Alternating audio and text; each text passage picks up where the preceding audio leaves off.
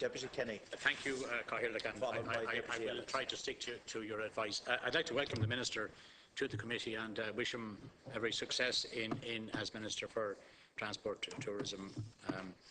I just want to ask one or two questions. You mentioned there, Minister, about the investment in public transport. The question I want to ask is, will you be providing additional capital to Dublin Bus to replace some of their older bus fleet? If the average age of the fleet drops below a certain level, there's more maintenance costs, and there's also the question of safety if you have older buses. And the other question, you mentioned the Luas construction and how that is a project that's very welcome. But at the moment, and I would ask that perhaps priority be given to this, that there is a severe disruption problem with the construction of the Luas. You have Dawson Street at the moment where it's difficult to travel up and down. College Green, Nassau Street, there's very serious disruption, and north of the Liffey and Marlborough Street, and I think that's going to extend it probably into Eden Quay as well. So I think efforts should be made to try and minimise the works, and perhaps more works should be done on weekends rather than Monday to Friday, because it's, it causes people, it takes longer to cross the city either by bus or by car. So I think that is something that more effort should be put into to try and minimise that disruption. The other question in relation to accidents, and I take your point about there are fewer fatal accidents, despite the fact that the traffic on the roads has gone up quite noticeably in the last year or so, with more people going back to work and more people using public transport and more people using their cars to travel around. So that and the fact that we have one fewer death is welcome, but nevertheless, as you say, we can't get complacent. But there is a particular safety issue around the Luas line. There has been, in the last year or so, there have been a number of fatal accidents and injuries where you have a mix of pedestrians and the Luas line and vehicular traffic all mixing together. Abbey Street is one particular area where there was a fatal accident involving a constituent of mine earlier this year.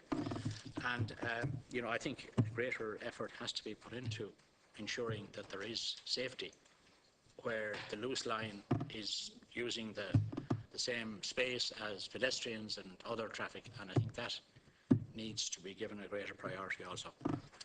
Minister. Okay. I'll be very quick. In relation to Luas safety, I agree entirely with Deputy Kenny. Last week I launched, along with the Rail Procurement Agency, a campaign to make pedestrians more aware of the presence of the Luas when they're walking and going about their business in the city. The centrepiece of that advertising campaign, Deputy, is the RPA have provided videos of people walking in or near Luas when they are moving. And they informed me that over last year they had 70 reported instances of near or actual contact with a Luas carriage. And they now have an advertising campaign underway to address this issue. In relation to Luas Cross City, I'm very much aware of the current disruption that is there at the moment, and I want to thank the business community and Dublin Bus for all that has been done to minimise that disruption.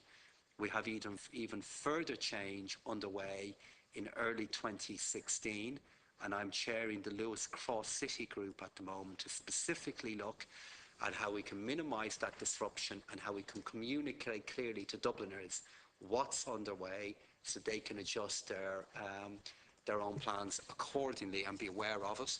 In relation to your question on the age of buses, the average age of the Dublin bus fleet is 7 to 8 years, which is well inside the industry norm. However, we do have an objective in place to reduce that average age. For bus Éireann, the average age is between 5.5 years and just over 6 years. And I will be providing funding to maintain the fleet and to ensure that the fleet is as modern as possible and delivers what passenger needs are. I think both operators are doing a fine job in that regard at the moment, but I know there is a need for funding to continue that work.